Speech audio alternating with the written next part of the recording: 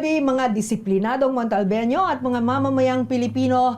Isang mapayapang Biyernes po sa ating lahat. At syempre dahil nga po Biyernes na naman ang gabi, Usapang Bayan po ay sumasa inyo para naman po sa isang mahalagang talakayan. Alam po ninyo, ang buwan ng Agosto ay buwan ng wika. Yan po ay pamilyar po tayong lahat. At dapat po naman talaga na ito ay ating tatandaan. Maging ang ating mga kabataan ay dapat pong mamulat sa buwan na ito. Pero alam niyo po ba na ang buwan ng Agosto ay buwan rin ng ating kasaysayan. Kaya naman saang dako man po kayo ng mundo naroon, alalahanin po natin na sa Pilipinas, atin pong ginugunita tuwing Agosto ang buwan ng kasaysayan. Kaya mahalaga din po na malaman natin ang ating kasaysayan para po naman syempre sa ating pagtahak sa ating hinaharap. At ngayong gabing ito, hindi po ako nagsusolo dahil meron po akong mga kabataang, alam niyo po, ang pagmamahal sa wika ay talaga namang siguro mula pa pagkabata ay naikintal na sa isipan nila. No po. And ngayon, alam niyo po, ito ay napatunayan natin sa kanila namang sa kanilang profesyon at sa mga bagay na kanilang ginagampanan ngayon.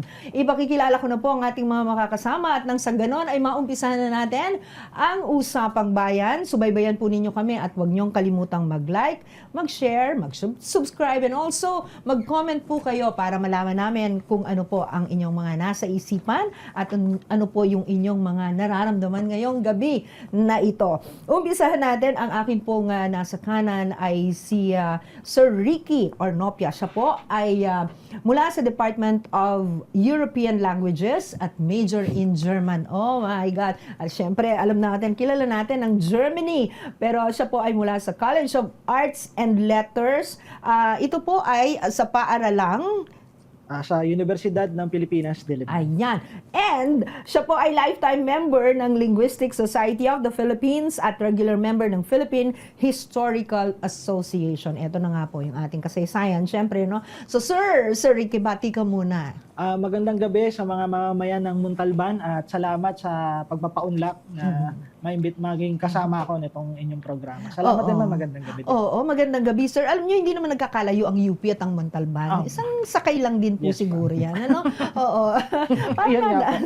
Oo, madali lang yan. Malapit-lapit. So, hindi naman, kumbaga, parang maraming salamat dahil kayo po ay close. Ayan, sa Montalban, sa bayan ng Montalban. Isa pa nating makakasama ngayon sa ating usapan ay siya naman ay si Sir Vincent Christopher Santiago, Vinci for short. Ayan, siya po ay assistant professor. Napakabatang assistant professor nito. Siya po ay mula sa Department of Linguistics ng College of Social Sciences and Philosophy ng UP Diliman. Sir, magandang gabi. Welcome. Magandang gabi, ma'am. Ayan. Salamat sa pagkakataon din ito. Oo, baka gusto mong bumati sa lahat ng mga Montalbeño na nanonood ngayon.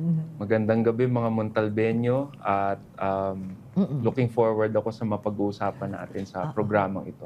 Okay.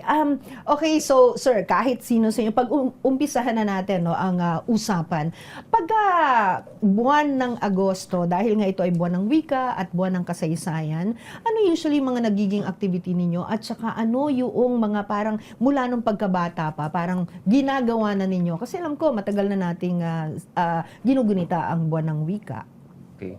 Ang buwan ng wika sa karanasan ko, simula pa nung elementarya ay paggunita sa wikang pambansa, sa wikang Filipino. Bukod doon ay pagtatampok din sa kasuotang Filipino, sa panitikang Filipino. At nung tumuntong na ako sa kolehiyo, dahil ang kursong kinuha ko ay linguistics o ang siyensya, agham ng wika. Ang Agosto rin ang paggunita sa linguistics month sa aming departamento. I see. Oo. Kaya simula noon, pagkabata hanggang sa naging professor na ako, ay naging mahalaga sa akin itong buwan na ito. Na paggunita ng importansya ng wika sa buhay natin bilang mga Pilipino at sa pagkabansa mismo. Yes, okay. And Sir Ricky? Siguro, kung babalikan natin dati, kasi ang pasukan dati nagsisimula ng Hunyo. Totoo. So, may 2 buwan kang paghahanda para sa sabayang pagbigkas. Para sa oo nga. buwan ng Agosto, kundi naman ay yung pagsulat ng tula, Oo. sanaysay, ganyan. Yes. Ngunit nung napadpad na ako sa kolehiyo, sa UP Diliman particular, isang katangi-tanging aktibidad na pumupukaw ako sa attention ko marahil ay yung mga pagsusuri o pag-aaral, hindi lang ng panitikang Tagalog na nakasulat sa Tagalog, kundi mga pag-aaral tungkol sa panitikan ng Waray, ng Cebuano, Oo. mga folklore galing sa Mindanao, Yes. ganyan. Tapos, paglalahok ng mga sinasabing bagong salita para ilahok sa ating diksionaryong Pilipino. Oo. Alam mo, siguro dapat maliwanagan din natin ng lahat ng mga Montalbeño at ng mga mamamayang Pilipino. Kapag sinabi nating wika, kasi hindi ba laging sinasabi natin na, may mga programa na, bawal magsalita ng Ingles kapag ka ganitong buwan. No? Kapag ka buwan ng Agosto, iniiwasan natin ang mag-Ingles. Para sa inyo, tama ba yun? At kapag sinabi rin kasi na wikang Filipino, Yes, ma'am. ay, kasi dapat nga, di ba, letter P yan. Ngayon, F na talaga siya. So, wikang Filipino, yun ba ay tumutukoy lamang sa Tagalog o dun sa ibang mga lingwahe? How about the dialects? Kasi hindi ba marami tayong Yes, mga ma'am. dialekto eh. So magandang na napunta tayo dyan sa usapin na yan, Miss Bel. Kasi isang bagay yan na lagi naming gustong pag-usapan sa linguistics. Napaka-importante po muna na pag-usapan yung konsepto ng wika Oo. at saka dialekto. Oo. Sa programang ito, gusto kong linawin na ang wika ay isang natatanging paraan ng komunikasyon ng isang komunidad. At ang tawag dun sa mga rules or yung mga pamantayan na ginagamit dun sa komunikasyon na yun Oo. ay gramatika or grammar. Okay. So, ang gramatika, hindi siya kailangan nakasulat, hindi palaging nasa libro. Oh, Opo. okay. Sa linguistics po, yun ang tingin namin. Oo. The grammar of a person is in the mind. Oo. And we can, pwede nating ilarawan ang gramatika sa isang akda o sa isang libro, pero hindi kailangan. Ng mga salita. Opo. At saka, Pwede mga... kung paano bumubuo ng mga pangungusap. So, sa kabilang dako naman, yung dialekto ay isang variasyon o natatanging estilo ng isang wika, ma'am. Depende sa kung saang rehiyon ka. Tama, hindi ba? ma'am. Tama. Oo. So, halimbawa, ang Montalban, merong mga, sa mga Montalbeño, Oo. sa tingin ko, napapansin nyo, kapag nagsasalita kayo, ang pagbigkas nyo sa mga salita, halimbawa, ay isang daan. Oh. Whereas, yung mga iba sa Manila, ay isang daan. Isang daan. Yes, ma'am. Or maaari ring sangdaan. Maging Yes. ang ano, Sangdaan, wala na yung sangdaan. Tama, Oo, ma'am. sangdaan. Katulad ng, sa Batangas, kasi alam naman natin, Opo, ma'am. may punto pa sila, hindi Opo. ba? So dito sa Montalban, meron din. May pamamaraan ng Meron din, pagbigkas ng ilang mga salita. Opo. So, napakasikat po nung Batangas na Tagalog. Oo. Isa pong halimbawa yun ng dialekto ng Tagalog. Yun ang dialekto. Yan, Opo. oo. So, ikaw, sir, nabanggit mo kanina yung waray, di ba? Paano ka naging interesado rin sa mga ganito? Kasi yung mga kababayan natin, hindi ba? Aminin naman din natin, mga Montalbeño, mamamayang Pilipino, no? Kapag halimbawa ako ay galing sa Mindanao, so Bisaya ang salita doon. Opo. Kapag nakakarinig tayo ng kapareho natin kasing lengguwahe, o kaya ay dialekto, no? Ay parang nagkakaroon tayo ng connection, hindi ba? So ganun ba? Napansin mo rin ba 'yon, Sir Ricky? Okay, ang pagtingin ko kasi dito, ma'am, yun nga, balik ako sa una niyang tanong. Oo. Sa buwan ng Agosto, alagay ko dito maraming taunan, no? Na napag-uusapan, debate, talakayan, mga posisyon tungkol sa pambansang wika. Yes. So, sa akin, yung una yung tanong kanina na sa paggamit ng English, hindi naman. Halimbawa, kanina pa lang, papunta ako dito, biyahe pa lang. Oo. Sabi ko, sa signboard pa lang papasok dito sa lungsod ng Montalban, makikita nyo na yung impluensya o malaganap na paggamit ng wika. Halimbawa, may signboard nakalagay, kay Waray Manok, for sale. Oo. Meron naman din, for leasing. So, meron ng mga ganong mga lumilitaw na mga salita sa signboard pa lang. Papasok pa lang. Ngayon, hindi naman ako stricto na bawal ang salita na Ingles. Kasi yung iba nating mga kababayan, labas sa National Capital Region, Oo. ang sinasalita talaga nila araw-araw, halimbawa, Kapampangan, Ilocano, Waray, yung tanong ninyo, particular sa akin, kung bakit ako interesado sa Waray o sa Central Philippines na mga wika. Halimbawa kasi, ang salitang katarungan, hindi naman Tagalog yon. So galing Talaga yun sa ba? Cebu Opo, yun. Galing yun sa tarong. Tarong. Tama, ma'am. Oh, umayos ka. Pagtarong kasi alam ko nakakaintindi ako ng Bisaya. Pagtarong, Opo. oo, pero So hindi ito galing sa Tagalog. So galing ito sa Oo Bisaya. nga. Opo. Oh, So hiniram lamang para syempre tapatan o tumbasan o ilarawan ng isang phenomenon. Kasi ang habol natin dito makuha yung esensya sa isang salita para mas mabilis magkaintindihan. Hindi tayo parang pag buwan ng wika, lalaliman mo yung gamit ng oo Tagalog. nga eh, So- may mga, So, di ba? imbis na mapabilis yung komunikasyon, magiging komplikado. Oh, kasi di Mahirap. ba, nagtatranslate ka, syempre, hindi Yes, ba? ma'am. Oo, at aminin din natin na hindi porket ikaw ay nahilig sa Ingles, ay hindi mo na mahal ang sarili mong wika. Tamang po yan, ma'am. Oo. Ang isang napakasikat na historiador, si Renato Constantino, ay napakahusay magsulat sa Ingles. At isa siya sa mga pinaka-importanting mga babasahin pagdating sa nasyonalismo, Totoo. sa nasyonalistang pagsulat ng kasaysayan. So, ang paningin ko naman dyan ay yung wikang Ingles ay paraan natin ng pakikipag-usap sa daigdig. Yun yung nagiging tulay natin sa pakikipag-usap sa mundo. At ang pagkatuto natin sa Ingles o paggamit natin ng English ay hindi nangangahulugang pag-iwan o pag-abandona dun sa kung anong meron tayong wika. Okay.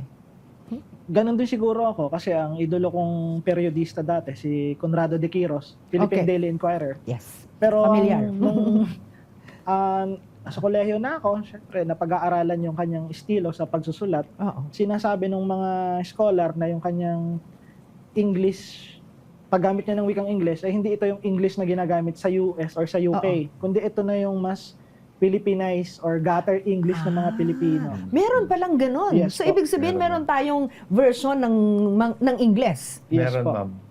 Pinag-aaralan po namin yun sa katunayan. Oo nga. Philippine So, ano na? English kung Oo. tawagin. Oo. Magbibigay po ako ng isang halimbawa. Sige. Ayan. Ah, Exciting. Kapag tayo ay nagsiselfie, Oo. ano po ang naririnig po natin palagi na salita?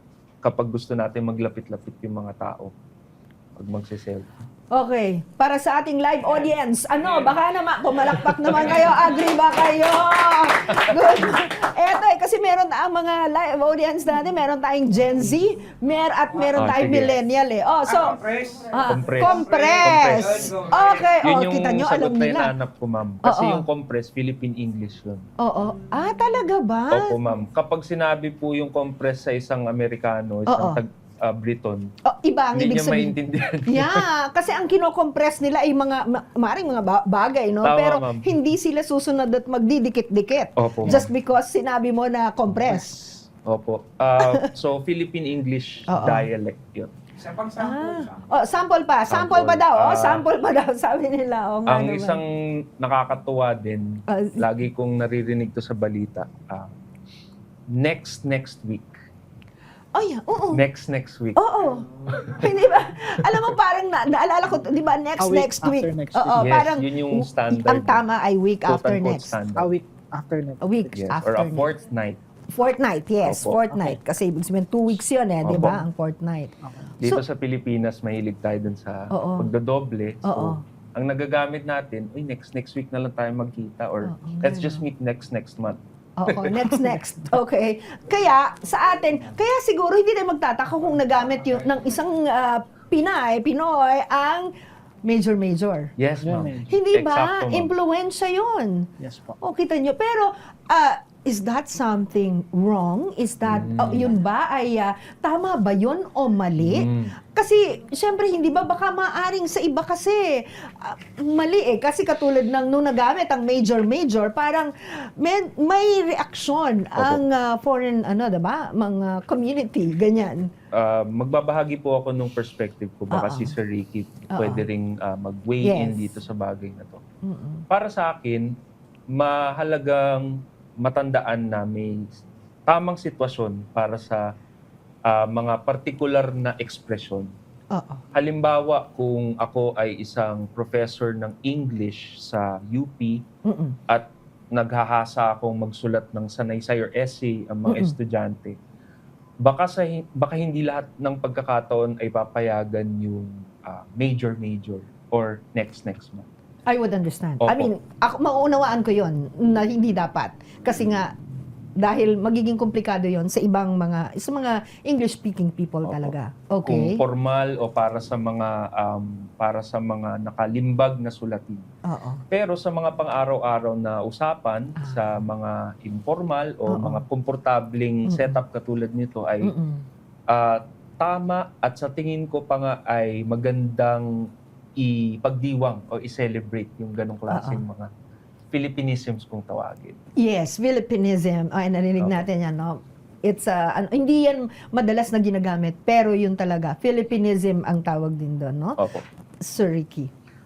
Sa akin, dahil sa pagsusulat ng mga malikhaing akda, so, natural o likas na magamit yon ng isang tauhan sa isang particular na karakter o sitwasyon. Kasi nga, yun yung nakasanayan na parang, hindi ko alam kung linguistic unconscious ba yon na masasabi doon sa isang particular na area na yun yung nakasanayan ng mga mamamayan kung paano sila nagsasalita. Tama. Kaya maganda na merong pagdiriwang o pagmumuni-muni tuwing buwan ng wika, lalo na kasama ito sa ating pambansang konstitusyon 1987. No? So, bahagi siya sa Article 14, Section 6 to 9. So, palagay ko, isa yung nagsusumigaw na katotohanan na dahil kasama ito sa pambansang konstitusyon, kaya dapat palagi nating inihikayat, iniengganyo ang pag-aaral ng wika, panitikan at kultura ng Pilipinas. Ayun na nga, nung ako ay bata pa, nagtatanungan kami ng mga mag-classmate, I don't know, live audience kayo ba yun? Kung natatanong nyo rin ito, ano? Kasi noon, sabi ko, Pilipino naman ako eh, ba't kailangan ko pa mag-aral ng Pilipino? Bakit may subject pa tayong Pilipino? In the same manner, na, naitanong nyo ba yon? Ako. Di ba? Di ba? Talaga naman, naghanap ako ng karamay, ano? Hindi, pero totoo yun eh. Kasi even, alam ko rin na, sa Amerika, meron din silang subject na English. And they also fail.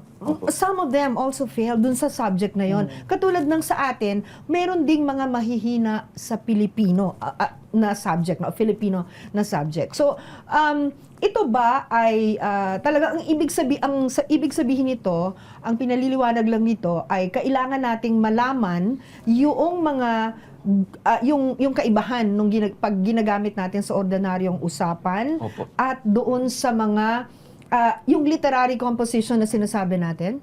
Tama yun, ma'am. Oo. Sa tingin ko, ang higit na mahalagang matutuhan ng mga bata ay yung tamang sitwasyon para sa iba't ibang paraan ng pagsasalita at pagsulat.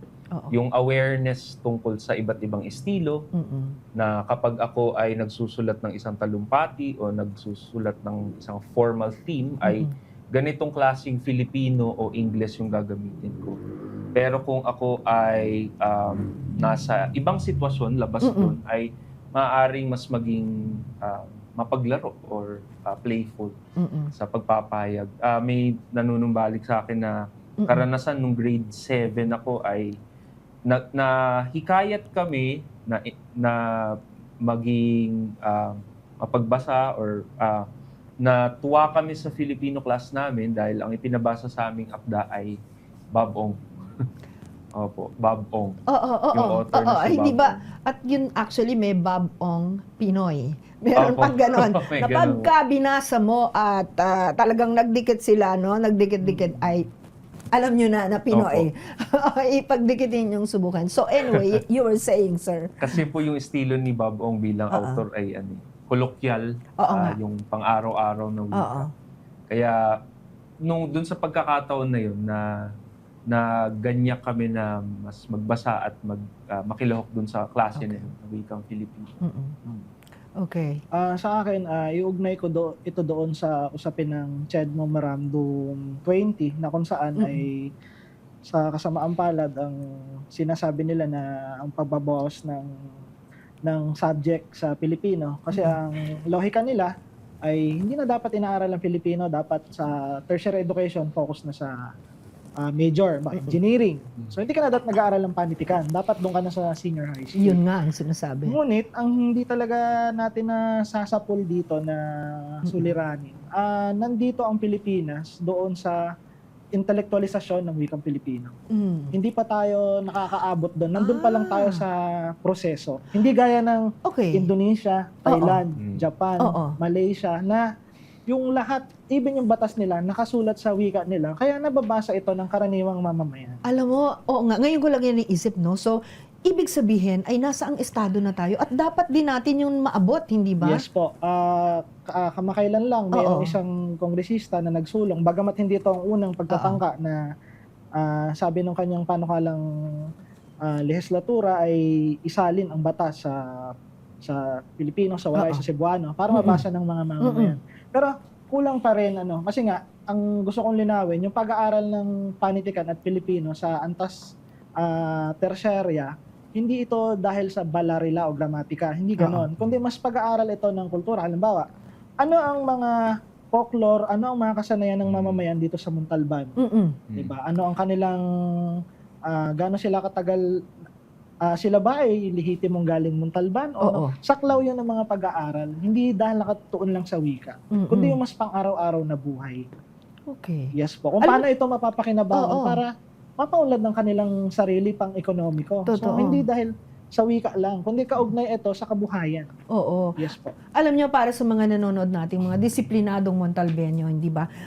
Ito po isang bagay na napakahalagang talagang maunawaan natin kung bakit. Kasi yung iba, hindi ba? Sabi nga nila, bakit ba kailangan? Yun nga yung mga pag nagtatanong ng bakit, na para bang, hindi ba, ito naman ay meron talagang dahilan, no? At ngayon, natutuwa kami kasi meron kang binabanggit na mga sa CHED or yung Yes. mga memorandum. So, Kamakailan, ibig sabihin, dapat maging aware tayo dito. yes ma'am.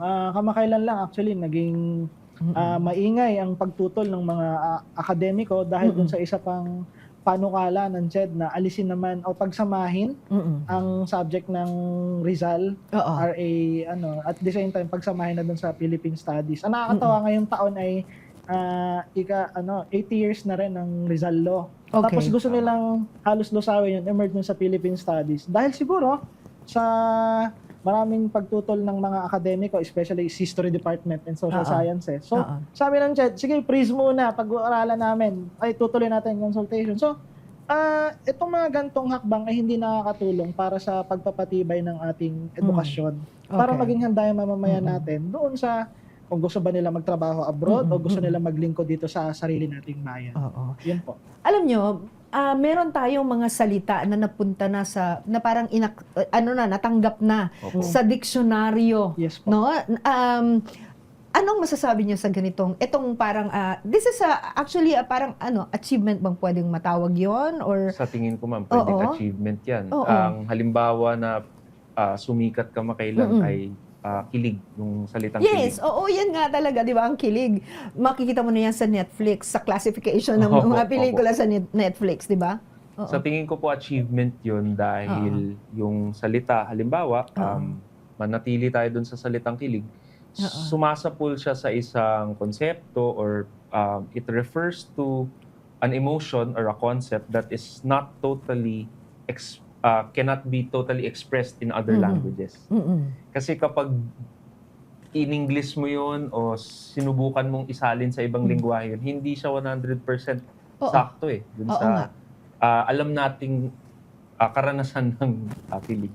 Oo. So ano siya, pagtatampok dun sa sariling pagtingin ng tagapagsalita ng wikang Filipino Mm. sa emosyon at sa pakikipag-ugnayan sa ibang tao. Okay. Ganon din ako, Oo. ma'am, kasi nga, yun, humaling ako doon sa Oo. salita ng tao na ilalahok sa dictionary. Hindi ba? Palagay Oo, ko, inaabangan natin yan. So, palagay ko, isa itong indikasyon na dynamico yung wikang Pilipino at Oo. patuloy itong lumalago. Oo. Particular, yun nga, ginamit pa namin ni Sir Kiko Oo. dun sa antolohiya ng mga kwento namin, yung salitang pectus, no? Oo. So, makikita na rin yun sa diksyonaryo. Talaga ba? Ang So- pectus? Na ang ibig so- sabihin ay? Ay, parang, dalawa yung ibig niya sabihin. No? So, pwede siyang, ang context ay sa mga atleta Mm-mm. na binato or tinamaan, pero hindi sa direkta. Yes. So, parang may Oo. pagkadoble. Pectus lang. Yes po. Okay. I'm sure mga kabataan natin, no? Mga Montalbeño, disiplinadong Montalbeño, familiar ba kayo? Oo, yun po. So, yung diksyonaryong Pilipino, kung tama ako, Sir Vinci, ay lumalago nga kasi merong, dahil dun sa phenomenon, marahil ng teknolohiya, Tama. at yung pagpaalat ng impormasyon galing sa ibang bansa ay naiaangkop yung ibang mga wika sa wika natin. Oo. Hindi lang sa Tagalog, no? Pati Yes. sa Bisaya, palagay ko. Talaga. Okay. Ano naman ang masasabi nyo sa mga nagsasalita? Well, ordinary yung conversation, pero actually kahit sa mga composition na rin literary composition, meron ng Taglish. Opo. Ano ang pananaw nyo sa Taglish? I'm sure marami mga nanonood sa atin ngayon nagsasalita Taglish sa bahay man, sa paaralan, o kung saan man, maging sa kanilang mga literary composition. Opo. Ang technical na tawag natin dyan ay code switching and code mixing. Okay. Opo. So, ang pananaw ko dyan ay katulad nung sinabi ko po kanina, may tamang sitwasyon at may tamang konteksto may kinalalagyan yung Taglish. Okay. May mga pagkakataon na hindi angkop o hindi nababagay yung paggamit ng Taglish sa pananalita at pagsulat. Pero meron ding mga pagkakataon na pinaka-komportable mong maipapahayag isang bagay gamit ng Taglish at pinaka-natural na paraan ng pagpapahayag mo ay sa pamamagitan ng code switching or code mixing. Sa akin, tingin ko, isa itong pandaigdigang phenomenon, no? Ang pagsasanib ng isang wika sa lokal at ng Ingles, no? Nagaganap din ito sa Indonesia, sa karatig bansa natin sa Southeast Asia. Siguro bunga na rin siguro ito ng kalakalan at teknolohiya.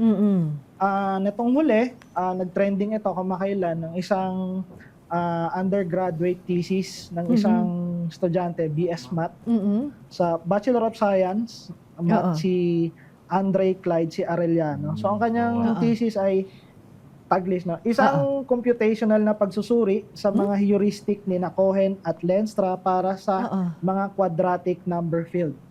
So isa itong unang beses na pagtatangka na isulat ang thesis sa BS Math, Philosophical Math, gamit ang wikang Pilipino. Taglish, Yes po. So, kasi ang nangyayari, pag sinabing wikang Pilipino, yun nga. Ang sabi, kailangan ipurong Tagalog ko lahat ito. Yun nga hindi ba? So, hindi Sinasabi ganon, nila. diba? Hindi ganon. Okay. So, dapat kung ano... Pwedeng mahaluan. Pwede, Yes po. Pwede yan. Pwede. Napaka-versatile ng ating lengguwahe na pwede siyang, di ba, Oo. tama nga yung code mixing and code switching. Nagagawa talaga natin. Tsaka maganda rin siguro dahil popular si Miss Alex Yala ngayon. Even Yes. siya ay nananawagan na yung paggamit ng sariling wika. So sa ganung antas, nagkakaroon ng mga pag-uusap, interest yung mga tao na, nga, siya ginagamit niya. No? Hindi So, ba?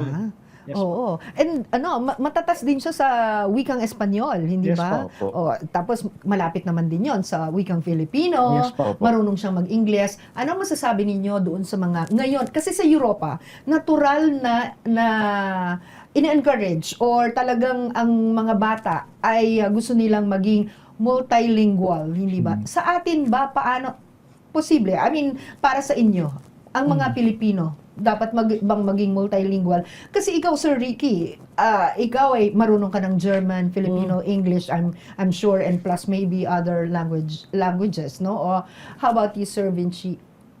Ako, ma'am, sa personal background ko, English at Tagalog or Filipino, at nakapangasawa po ako ng Bisaya. Oh, kabalo ko okay. mag-Binisaya. Kabalo kang Binisaya. Yeah, maganda yun. And I also took up German and Oo. Bahasa Indonesia in Ay, college. Oh. Oh, alam nyo, hindi lang siguro tayo talaga aware pa, no? I'm sure yung mga nanonood nating disiplinadong Montalbeño, marami dyan may nalalaman na mga iba pang mga lengguwahe. Lalo na nga, kung halimbawa, sila ay nag-OFW, yung Opo. ganyan. Pero, kumusta yung pag-aaral ng ibang lengguwahe? Kasi may mga iba na parang ang hirap matutunan or dapat ba tayong ma-intimidate sa ganon? Kasi para yung mga kabataan natin, ang mga Montalbeño at mga mamamayang Pilipino, lalo na yung mga kabataan, dapat bang maging bukas? Makakatulong ba sa atin yung magkaroon tayo ng iba pang mga lengguwaheng nalalaman? Yes, ma'am.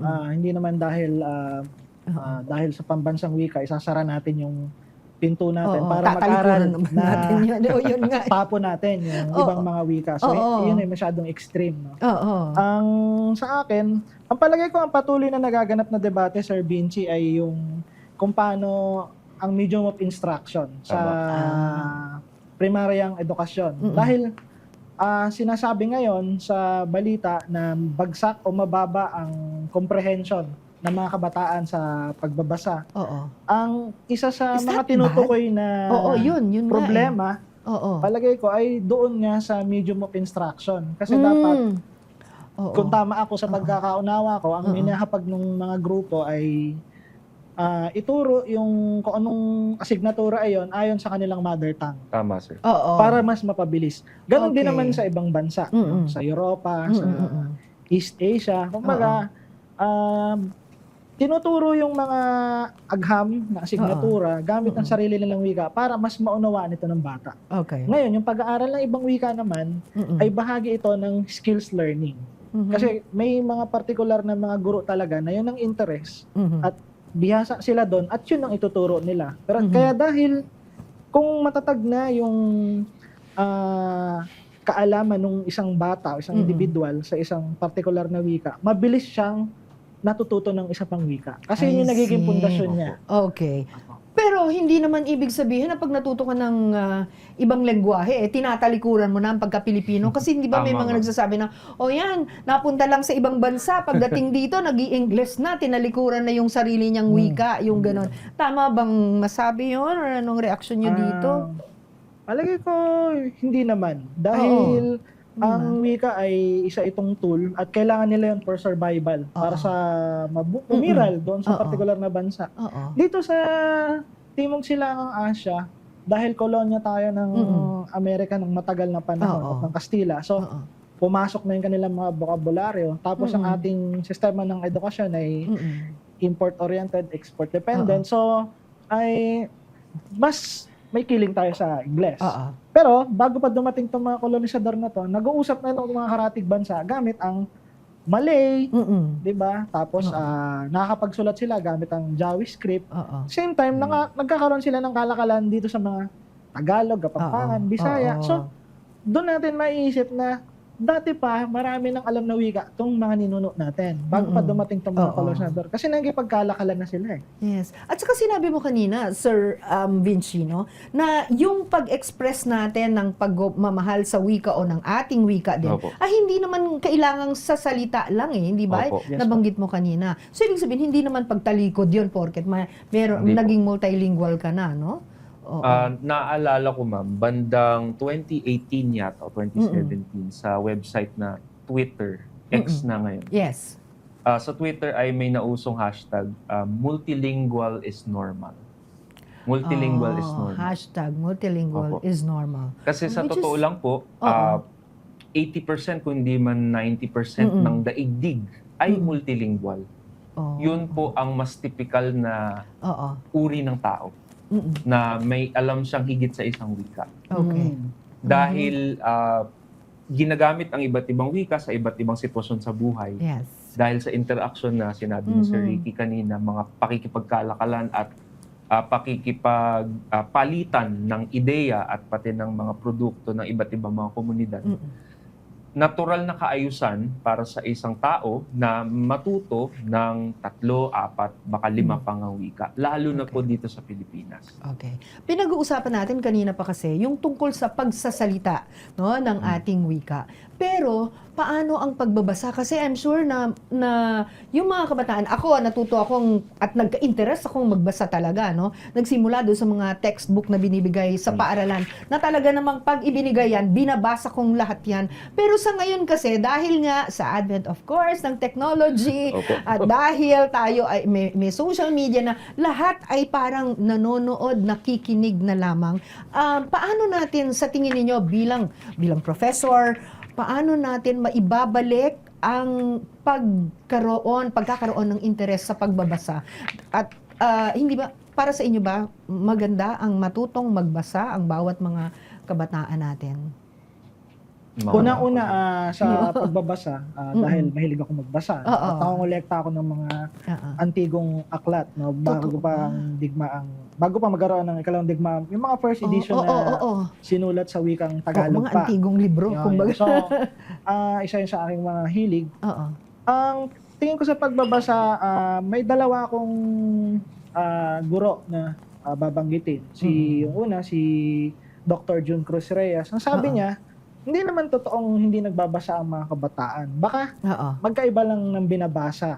Yung mga may edad, tsaka yung mas bata. Halimbawa, kung tayo, lubog tayo sa mga klasikong pampanitikan na hanggang matataas na antas na pag-aaral o taas sa ating yung kultura. mga may favorite author ka na. Yes. So, itong mga kabataan, baka ang hilig nila, ang binabasa nila, ay yung mga nasa Facebook, Wattpad, lalo na ngayon may drama na sa Facebook na Chinese or gano'n. So merong may ano yan, subtitles. Yes, so yung kinukonsumo nila baka magkaiba na babasahin.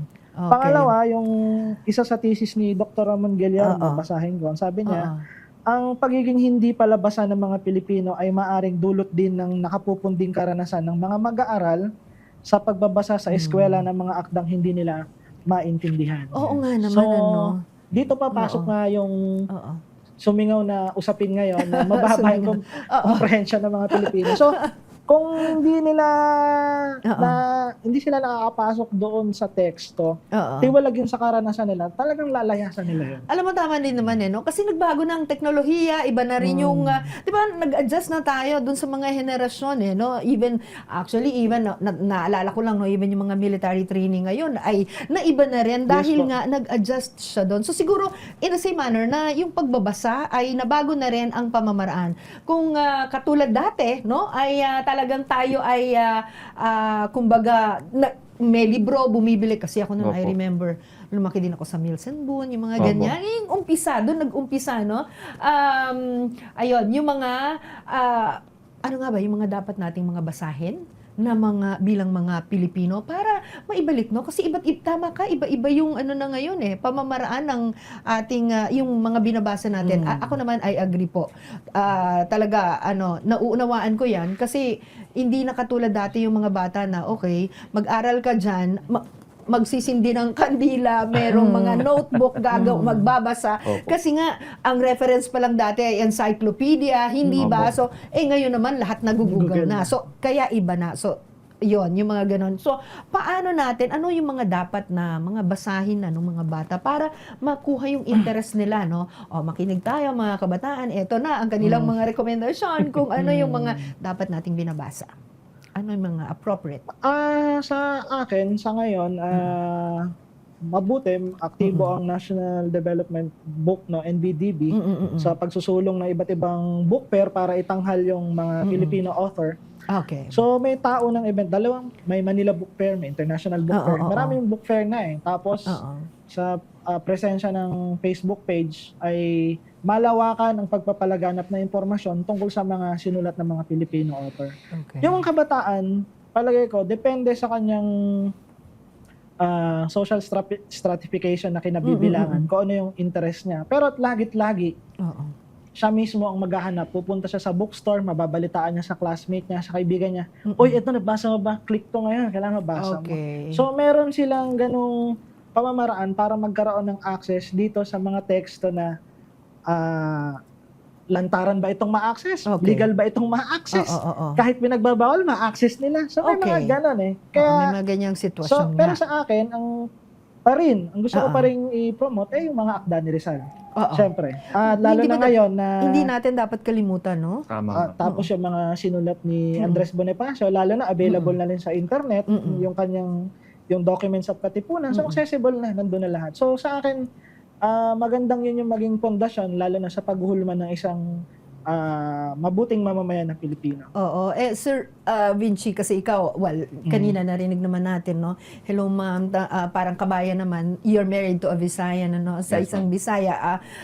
Siyempre, paano naman din ang approach mo ganon? Halimbawa, kasi syempre, pag nagkaroon kayo ng mga supling, ay paano Oo. ninyo imumulat doon sa pagmamahal, sa pagbabasa, hindi ba? Kasi yung kay Sir, iba na ito. Ito yung mga, may mga, kumbaga may mga huwisyo na hindi na marahil ay lampas na doon sa formative years. Sakto po yung tanong niyo, Oo. ma'am, kasi kami po ay nag-aalaga ng isang 6-month-old na Oo, baby ayan, at girl. darating kayo sa stage, no, na kailangan maimulat siya doon sa pagbabasa.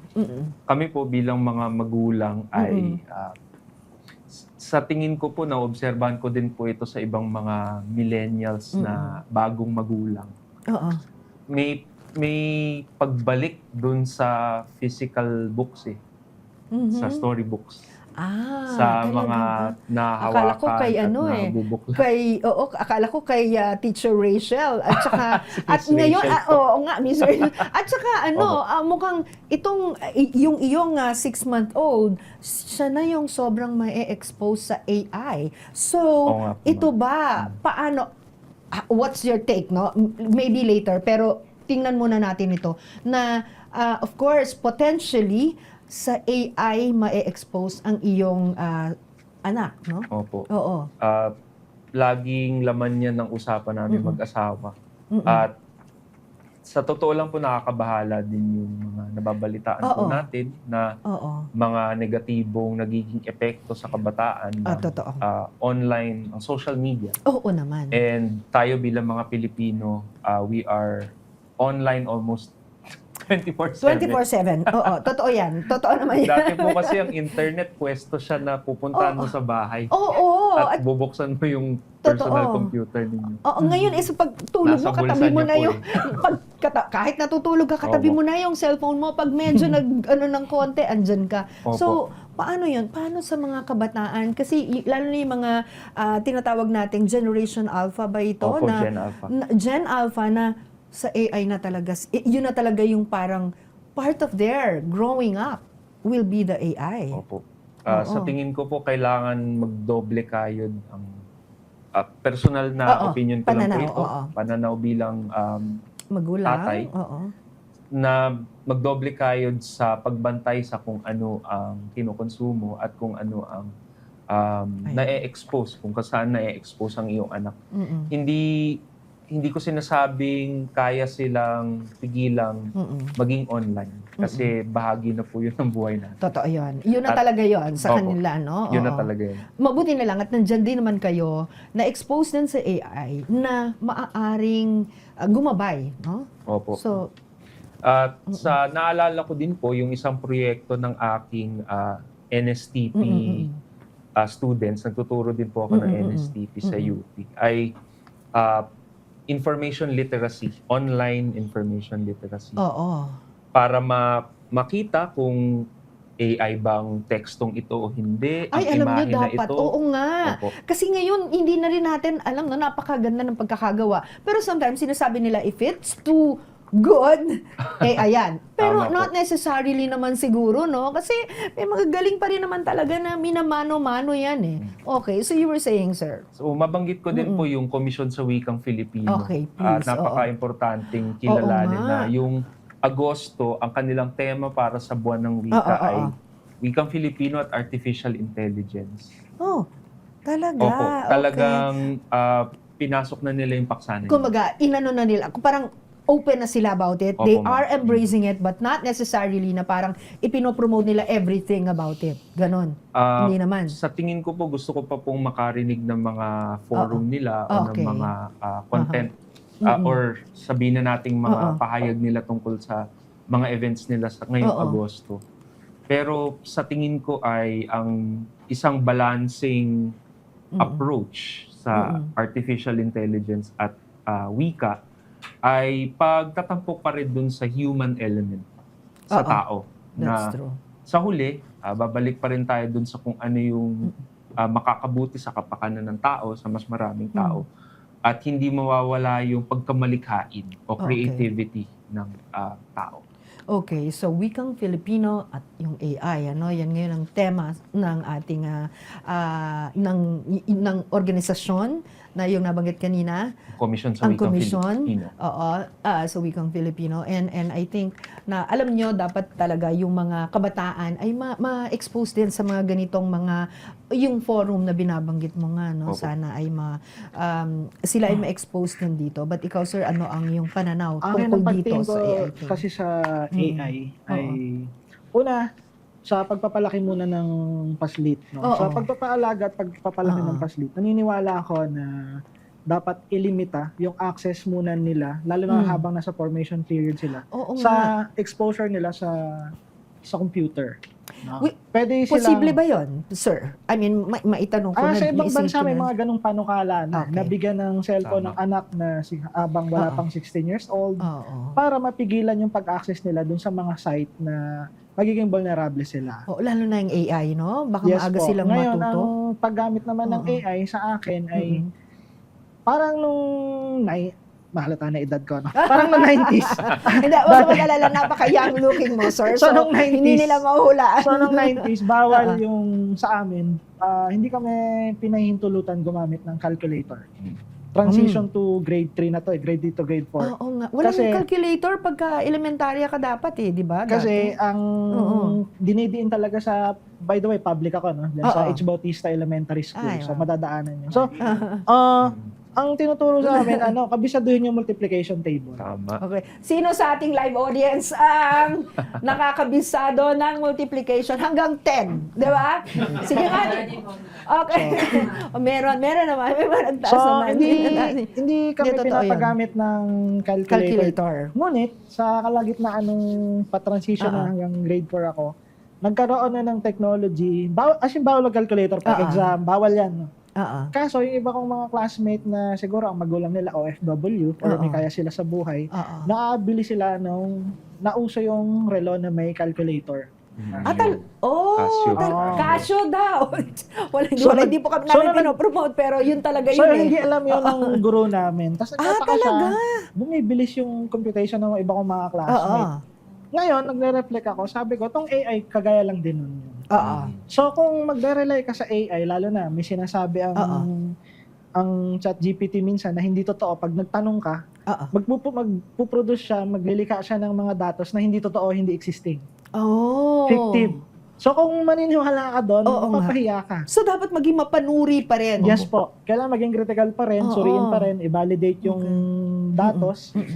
So, Research babalik na. pa rin doon sa Oo. pinakabatayang pundasyon eh. Oo. Maging critical, Yung magsuri, i-validate yung information. So, ganun ang tingin ko dito sa AI, ma'am. Okay.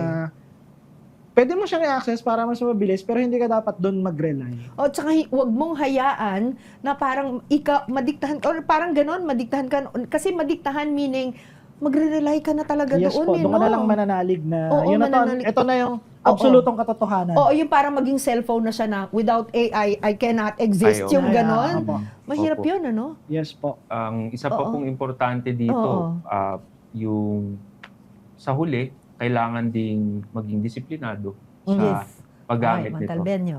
Yes, totoo. Disiplinadong Montalbenyo. Dahil sa huli, kailangan matutunan natin na ang tamang pakikitungo dito sa teknolohiya. Oo. Maganda yung sinabi ni Sir Ricky na ito ay panibagong yugto lamang ng pagbabagong panteknolohiya. At napakalaking bagay ng disiplina sa humane or sa makatarungan, mapagmalasakit na paggamit dito sa panibagong technological advancement. Oo. Yes po. Oo. Kasi hindi ba sinasabi rin naman natin na hindi naman talaga tayo dapat maging hindi natin dapat hadlangan ang pagkakaroon ng AI kasi yan ay bahagi rin talaga ng pag-unlad natin, hindi ba?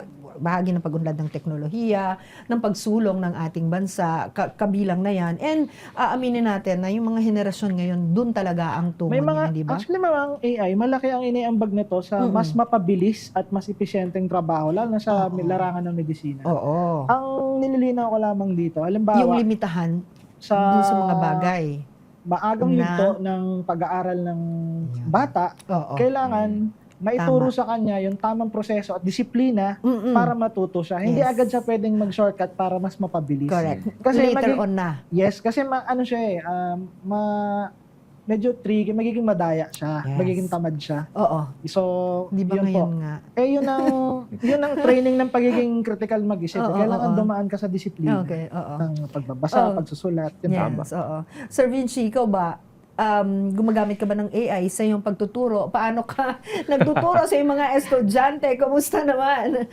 Yung AI, tinatrato ko siyang information retrieval system. Okay. Dahil yun naman yung kalakasan niya. Ang dami niyang nababasa at na-access na, ang tawag nila dyan, large language models. So mga LLM or large language models ay binubuo ng hundreds of thousands of sentences and paragraphs. At na-access ng mga programang ito sa internet, yung iba-ibang teksto.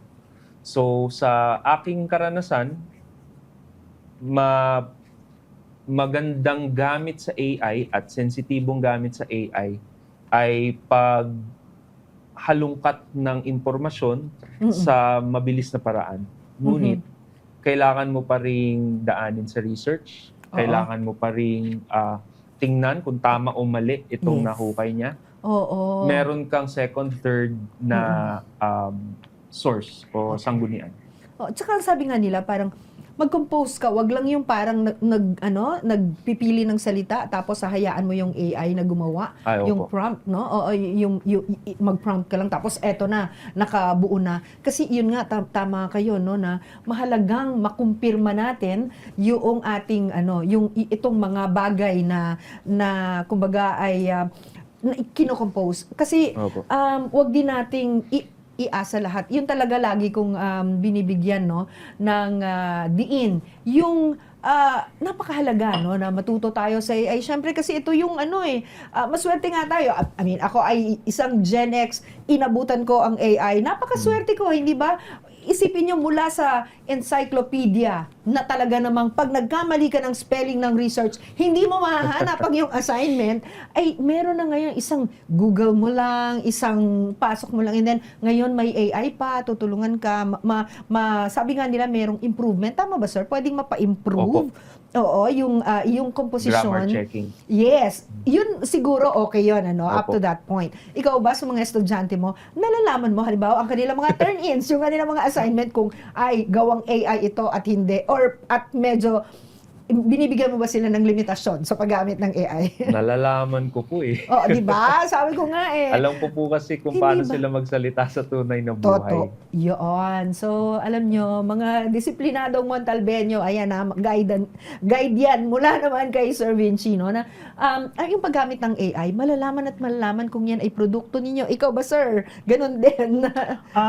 Nalalaman mo rin, Ginagamit ko ang syempre. AI sa mga preliminaryong Oo. paghahanap ng mga pananaliksik. Okay. Kasi bago ako pumunta sa isang paksa, gusto ko malaman kung may nag-aral na ba nito, may nagsulat na ba nito. Oo. Pero sa paggamit ng AI, Okay. palagay ko ang limitasyon ng AI kaya mabilis natutukoy ng mga guro ito. Oo. Kasi nga, sa konteksto ng Pilipinas, malaganap ang pagsasalita ng Pilipino, iba pang wika na umiiral sa Pilipinas. Ngayon, yung English ng particular ChatGPT, UK yun eh. Okay. So yung mga professor, alam agad nila yung Alam agad. rehistro na Yes. hindi to English American, American Oo. yung mga binaban. So yung Alright. UK construction ang Aha. syntax, no. So Oo. huli agad nila. Okay, so bistado yun po. agad. Yes Si, po. si Sir, professor nga eh. Hindi ba? No? Ayun. Binalik ko Professor na nga po Nani. sa So, wala kayong maitatago. Sige, tuloy. binalik ko na nga po sa sulat kamay yung mga exams ko eh. Ayun, yun, di ba? Okay. Oo. So, sa ating pagtatapos, no, bago tayo magtapos, bigyan natin ng paalala. Bilang ang tema ng komisyon sa Wikang Filipino ngayon ay tungkol sa Wikang Filipino at AI. Ano ang mga paalala ninyo para sa ating mga disiplinadong Montalbeño at sa lahat ng mga mamamayang Pilipino, anumang edad yan, no, tungkol sa pagmamahal sa wika at tungkol sa pag-embrace sa AI, sa itong AI na talaga namang very very common na. Sige, sir. Ako po, magandang kahit po kung ano pong pinaniniwalaan niyo yung relihiyon o hindi, Katoliko, Kristiyano. Maganda po kasing sinabi ni Pope Leo tungkol sa artificial intelligence. At may magandang mensahe siya sa sinulat niyang encyclical na ang mga ganitong klaseng technological na pagbabago ay hindi dapat magdulot ng kasamaan sa sangkatauhan. Hindi dapat masakripisyo yung dignidad at yung pagkatao ng mismong mga human beings. Alang-alang sa pagsusulong ng siyensya, ng computers, ng teknolohiya. Okay, napakaganda. Thank you very much. Sir Ricky. Siguro sang-ayon ako, sususugan ko na lang yung sinabi ni Professor Vinci na hindi na natin may iwasan yung pagsulong. No? Ayun ang katangian na nagbabago. Okay, wala tayong magagawa. Susulong at susulong tayo. Doon na Ngayon, talaga. Oo. So, Okay. sa wika, palagay ko, umiiral ang wika sa paligid natin. At ginagamit yan ng tao batay sa kung ano yung kanyang pangailangan at tinutugunan sa partikular na konteksto. Kaya, bagamat may umiiral na batas at may mga panukala na nakapagpahina upang isulong itong pambansang wika natin, palagay ko sa karaniwang tao, patuloy pa rin ang paggamit nila ng wika. Tapos, patuloy ang mga mananaliksik, kaugnayan, para suriin, aralin ang mga kultura labas sa NCR, sa Central Visayas, sa Mindanao. Kasi, yun yung identidad na natin. So, hindi yun basta-basta mabubura. Ang isang malungkot na bahagi nito, kung walang gagamit na ng isang wika, mamamatay siya. Hanggang mabura na yan. So, paalala mo, dapat. So, gamitin kung ano ipagpatuloy. yung wika na alam nyo. Okay. Gamitin araw-araw, isulat. Ganyan. Tama. Ayun po. Okay, at syempre, nako, dyan nagtatapos yung ating pong usapang bayan dito po sa Bayan ng Montalban. Maraming salamat, Sir Ricky and Sir Vinci. Maraming salamat. Salamat po. Napakarami nating natalakay ngayon at I'm sure yung mga disiplinadong Montalbeño natin, mas marami pang mga natutunan at kami po ay nagpapasalamat sa pagtutok ninyo sa amin, sa ating usapang bayan at napakahalaga po ng ating mga natutunan. Alam nyo, sabi nga ni Sir Ricky, the AI is here to stay. Pero at talaga naman din na ang sa larangan po ng edukasyon ay nalalaman pa rin yung sobrang paggamit, sabi nga ni Sir Vinci kanina, na nalalaman kapag talagang tayo ay umaasa lamang sa AI. Dapat din po natin syempre linangin ang ating karunungan, lalo na po sa mga kabataan. Yan po ay ating mga paalala, and abangan nyo po yung mga susunod nating usapan kaugnay dito po sa wika at sa iba pang mga usapin. Sa mga susunod na edisyon ng Usapang Bayan, huwag nyo pong kalilimutan na kami po ay subaybayan tuwing Biyernes ng gabi. At kami po ay nagpapaalam pansamantala hanggang sa muli po. Live audience, thank you very much! Ayan! Ayan mo syempre. At ako po ang inyong Ate Bel. Magandang gabi po sa ating lahat.